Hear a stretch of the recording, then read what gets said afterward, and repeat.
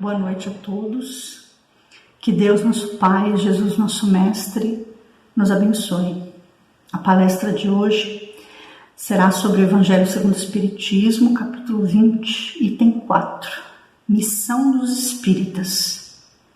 Neste item, o Espírito Erasto nos traz muitas lições importantes. Ele diz que a missão dos espíritas se refere ao que podemos fazer para ajudar na seara de Jesus. E o que é ser espírita? Será que só porque frequentamos semanalmente um centro espírita basta para sermos espíritas? Já podemos nos sentir assim, um verdadeiro espírita? Muitos de nós pensam que para sermos espíritas precisamos ser uma pessoa sem pecados, sem defeitos, ter uma moral impecável.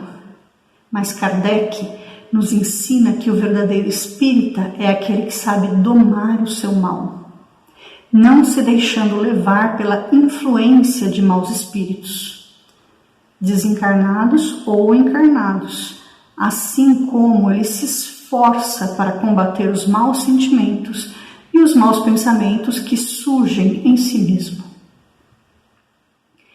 Nós começamos a andar na seara espírita quando mantemos um esforço para nos melhorarmos.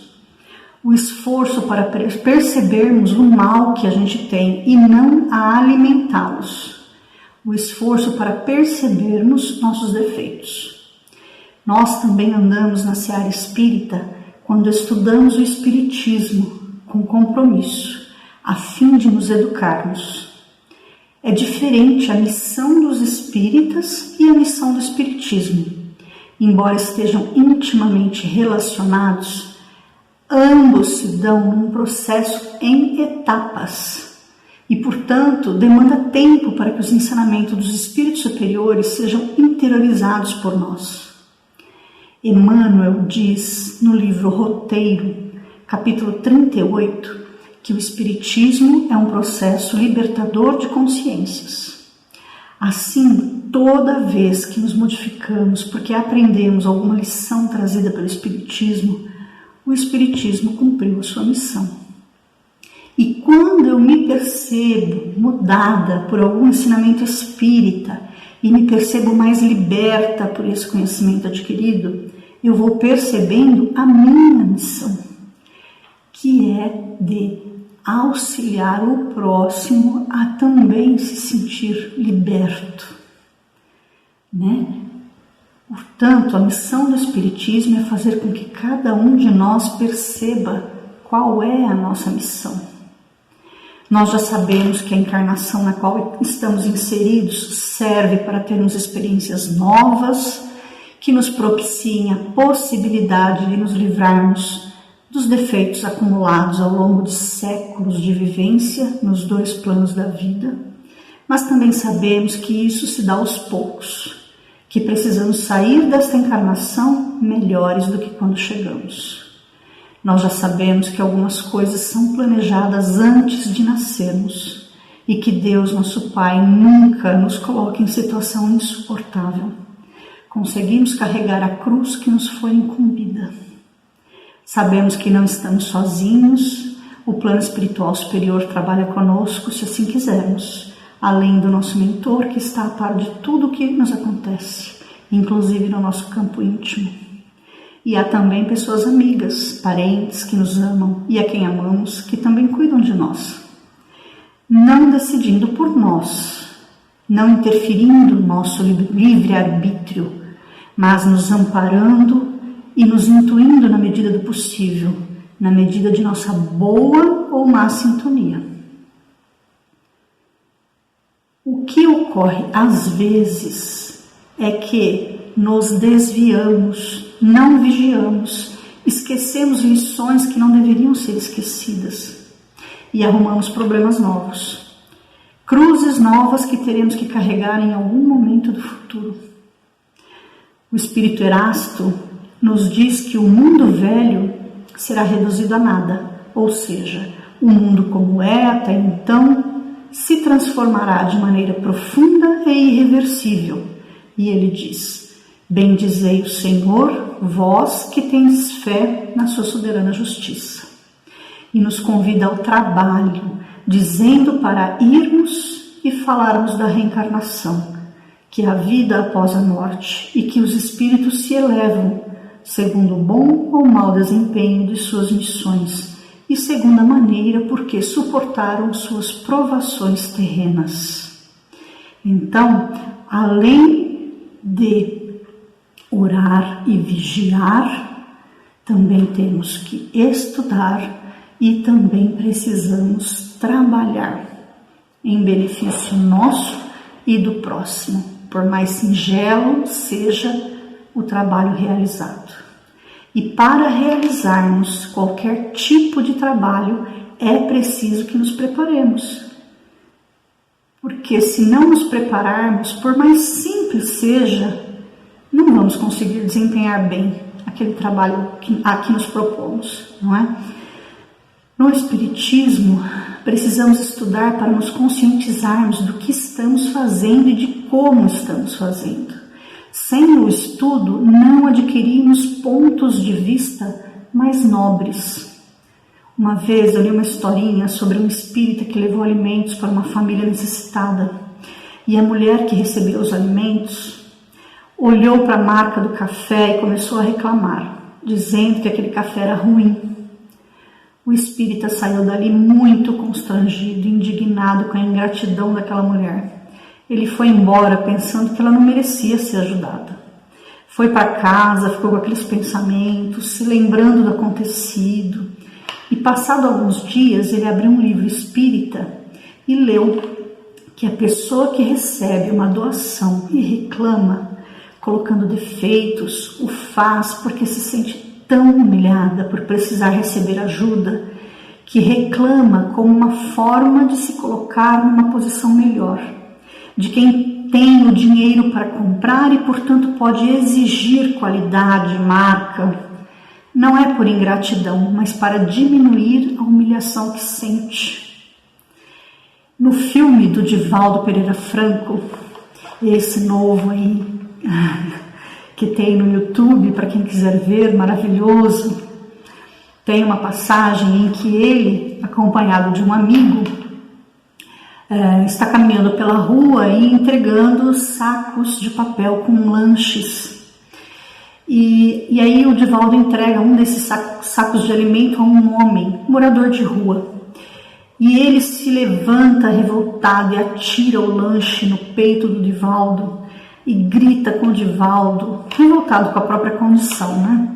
E aí o amigo que acompanhava Divaldo não compreende a atitude do homem e diz para o Divaldo: deixa esse homem para lá, ele não merece ajuda, olha aí o que ele fez. E Divaldo lhe explica que ele merece sim, apenas que nesse momento ele não consegue sequer ser ajudado, é o que ele pode oferecer naquele momento. E aí Divaldo se volta para o morador de rua e diz: quando você quiser auxílio, pode me procurar, que eu vou auxiliá-lo. E o homem, morador de rua, ainda revoltado, grita para o Divaldo: onde está Deus? Quem é Deus? Referindo-se à própria condição de penúria, né? Com certeza. Mas Divaldo lhe responde: Deus é aquele que me prova.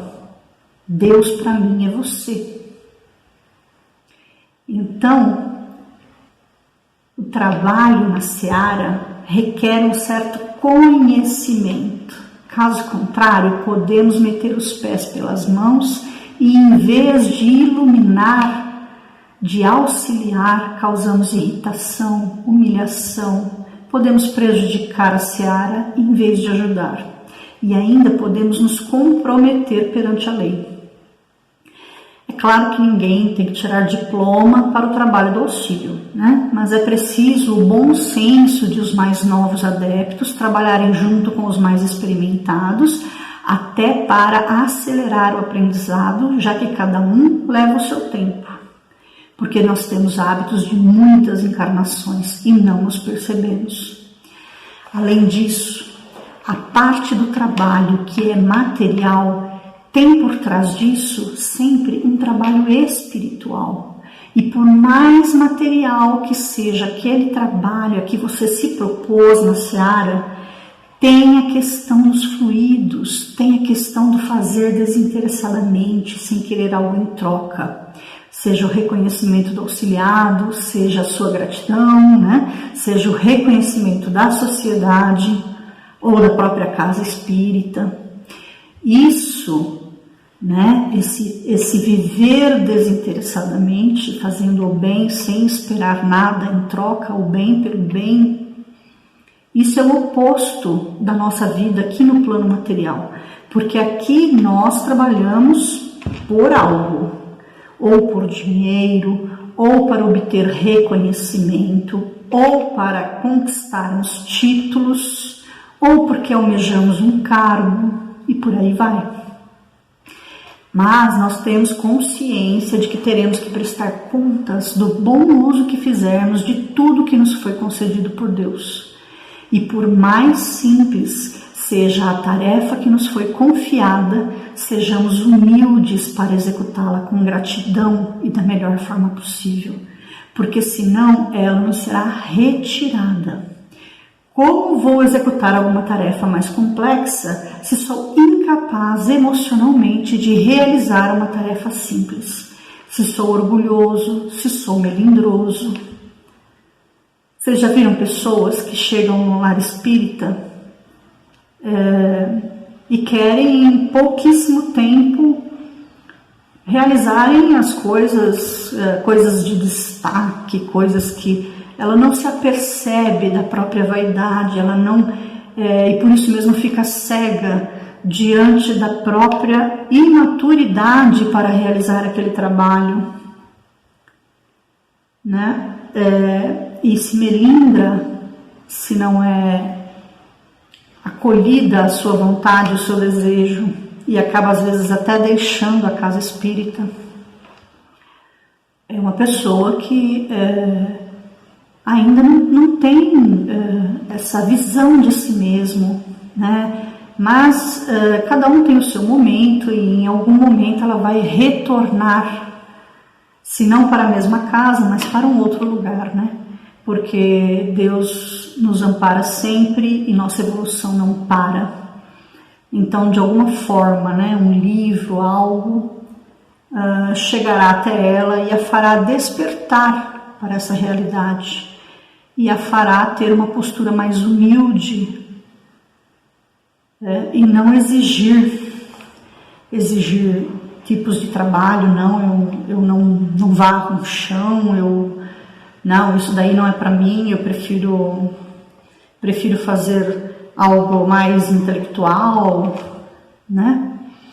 Então, aí a pessoa acaba se ela não consegue fazer uma tarefa simples, não lhe será dado algo mais complexo. E aí até a tarefa simples lhe é tirada, até que ela amadureça. Não é castigo, é apenas uma consequência óbvia, né? Então, a primeira seara do espírita é o trabalhar a si mesmo. No começo, achamos que o trabalho é externo. Parece que o que a gente tem que fazer é modificar os outros, é fazer algo para os outros, o trabalho é esse. Mas não.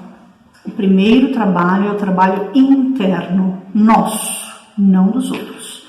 É nós, né? Somos nós que temos que nos transformar para melhor. Nós estamos no Espiritismo para modificar a nós mesmos. E isso não é nem simples e nem rápido.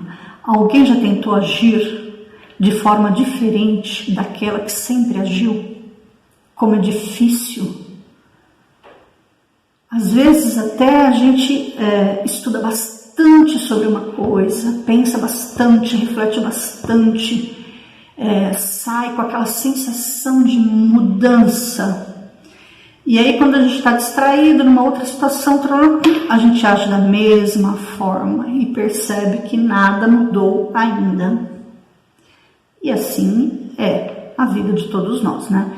Mas a gente insiste, continua estudando, trabalhando, porque o estudo e o trabalho nos modifica muito rapidamente, mais do que ficar filosofando. A dificuldade que é mudar do homem velho para o homem novo, né, requer muita perseverança, porque tem um homem secular dentro da gente, com hábitos arraigados há séculos. Muito estudo como meio de obtermos pontos de vista mais elevados, mais nobres, mais éticos sobre a nossa natureza humana.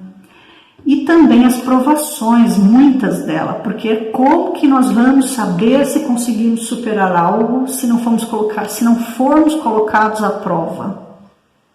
Né? Se o defeito é um melindre, então lá vem as provações. Pessoas que com atitudes desrespeitosas, talvez, né? Ou espetadas, alfinetadas, para você ver o melindre vem à tona e você cuida daquilo, tem que cuidar do campo sentimental, né, do seu coração.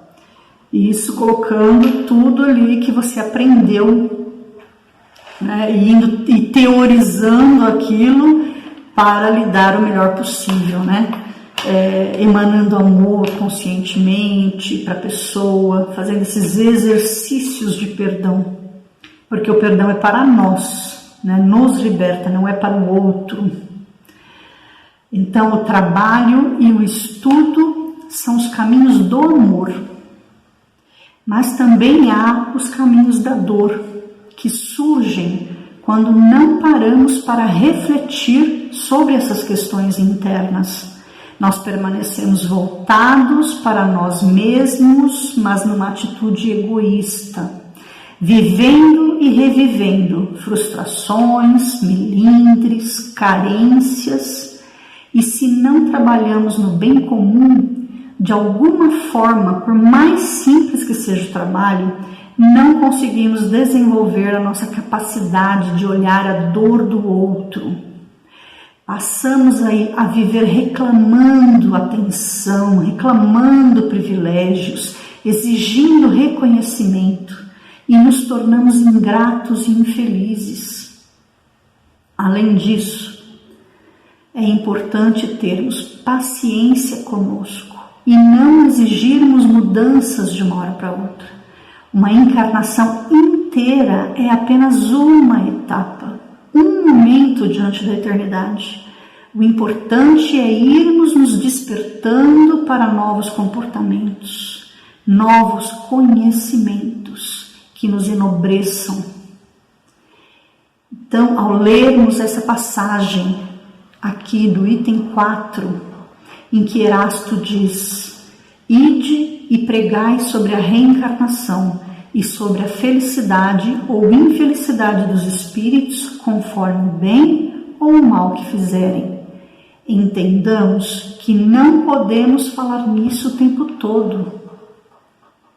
Tem um momento certo, né? Senão, nós nos tornamos até desagradáveis para as outras pessoas, né?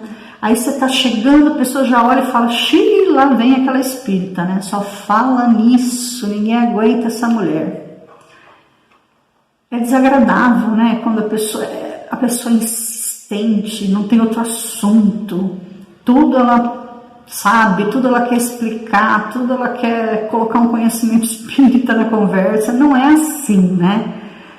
As coisas têm que vir com naturalidade. Às vezes você faz um comentário, mas olha para a outra pessoa e veja se ela olhou para você com interesse. E se ela vai te perguntar, silencia, né? Não é assim. Tem que ser algo, tem que fluir com leveza, né? E não é porque hoje, para mim, o Espiritismo faz todo sentido, né? E quando algo bom nos acontece, nós queremos partilhar esse algo bom com os outros, queremos que os outros se sintam bem também, tudo bem, né? Mas não é por isso que a gente vai agir dessa forma e acabar se impondo aos outros, né? Impondo os ensinos espíritas. A gente tem que entender que o outro, ele tem o seu tempo, assim como nós tivemos o nosso tempo de nos interessarmos pelo espiritismo. Não é? Eu não nasci no centro espírita, pelo contrário, né? Eu comecei a turistar o centro espírita lá pelos meus 27 anos, por aí. Antes disso, eu mal conhecia, nem sabia que o espiritismo existia. Não é? E com certeza, se tivesse chegado na minha vida antes, eu provavelmente não daria valor, não me interessaria, né? Então, cada um tem o seu momento. E qual é a melhor forma de divulgarmos o espiritismo? No livro Recordações da Mediunidade, de Ivone Pereira do Amaral, no capítulo 7, nós lemos que todo espírita sabe que o plano espiritual e o material são uma mesma coisa, continuação um do outro, em fase diferente, apenas que o primeiro, que é o plano espiritual, é invisível e até ignorado por muitos aqui do plano material. Mas sabemos que somos grandemente influenciados pelos habitantes do plano espiritual, pois possuímos amigos e inimigos, simpatizantes e adversários desencarnados, e que a influência deles em nossas vidas dependem exclusivamente de nós, do estado sadio ou precário de nossas mentes e dos atos diários que praticamos. E isso desde a nossa infância, pois também a criança é bem ou mal assistida espiritualmente. Porém, podemos, com respeito verdadeiro aos espíritos de ordem inferior, fazermos deles amigos leais e prestativos, assim também com os encarnados, ou podemos, ao contrário, fazer novos inimigos. Mas sempre dando o exemplo. À medida que estudamos e trabalhamos, vamos melhorando e nos tornamos o exemplo vivo, que é melhor do que falarmos, às vezes até sem sentirmos. É orai e vigiai, a nós e não aos outros. A Ivone Pereira do Amaral, ela segue dizendo que nós nutrimos a pretensão de vaidosamente julgar que os nossos amigos espirituais serão somente os instrutores e guardiães de elevada hierarquia, aqueles altamente colocados na espiritualidade por suas virtudes, por seus méritos e sabedoria. Nós desejamos que nossos mentores tenham nomes venerados na terra pela humanidade, e infantilmente acreditamos que esta ou aquela individualidade brilhante do mundo espiritual vive às nossas ordens, submissa aos caprichos da nossa curiosidade, sem querermos atender à necessidade do esforço para o próprio progresso, a fim de conseguirmos aquelas tão desejadas companhias espirituais. Então, que a gente tem que olhar o esforço que cabe a nós fazermos. Se um dia quisermos ter essas companhias espirituais que tanto desejamos, né? Dos bons espíritos, dos espíritos elevados. E ela continua dizendo que, a bem da verdade, nós possuímos amigos espirituais que muito fazem por nós, em atividades de legítima fraternidade cristã, em torno das nossas necessidades de pecadores em serviços de resgate e provações. Esses espíritos pertencem aos planos modestos da classe espiritual, que humildemente, amorosamente e discretamente nos socorrem em horas adversas, sem que suspeitemos, agindo sob a direção de entidades mais elevadas. Ok. Começamos a perseverar em nossa melhoria e a nos dedicar aos estudos. Aí começam as provações, porque precisamos saber como estamos nos saindo, quanto conseguimos mudar para melhor. Então começam aquelas situações que nos colocam à prova. Vamos ver se você amadureceu mesmo. Vamos ver se você conseguiu o controle emocional nisso ou naquilo, né? E geralmente isso se dá no seio familiar, porque é o próximo que está mais próximo da gente. Porque no ambiente de trabalho a gente ainda tem uma tendência a ter uma postura um pouco mais polida. Então a gente engole um pouco mais de sapo, fica mais na nossa. Agora, no âmbito familiar é diferente, né? É o próximo que está próximo mesmo, do lado. Então é geralmente aí que começam as provações, né? E esse é o momento de buscar equilíbrio, né? Nós temos que racionalizar tudo que nós temos, né? Porque aí começa assim, né? Geralmente, né? Mas você tem que ir todo sábado no centro. Mas você vai perder um domingo ensolarado desses para ir levar alimento para gente que você nem conhece. Gente estranha, é mais importante para você do que ficar com a sua família. Toda hora você vai nesse centro, né? Então, enfim, muita calma nessa hora, né? Nós precisamos racionalizar a nossa vida, né? O Espiritismo nos traz meios de vivenciarmos nossas experiências espirituais, aquilo que nos cabe como espíritos imortais perante a vida e perante a nossa família, perante o nosso trabalho, perante os nossos amigos. Então, todos os setores da nossa vida devem estar em harmonia. E é nesse período que nós devemos determinar o tempo para cada setor. Senão, nós vamos sendo pressionados, né? Aí a gente acaba ficando desanimado e desestimulado e acabamos por nos sentirmos como quem deva escolher entre uma coisa e outra, e isso não está correto, né? Porque todos os setores da vida das pessoas são fundamentais para a sua evolução, principalmente a parte espiritual, né? Nós temos que buscar uma evolução espiritual constantemente. Nós não podemos deixar este campo da nossa vida de lado, porque todos os demais campos vão por água abaixo se a gente fizer isso, não é mesmo?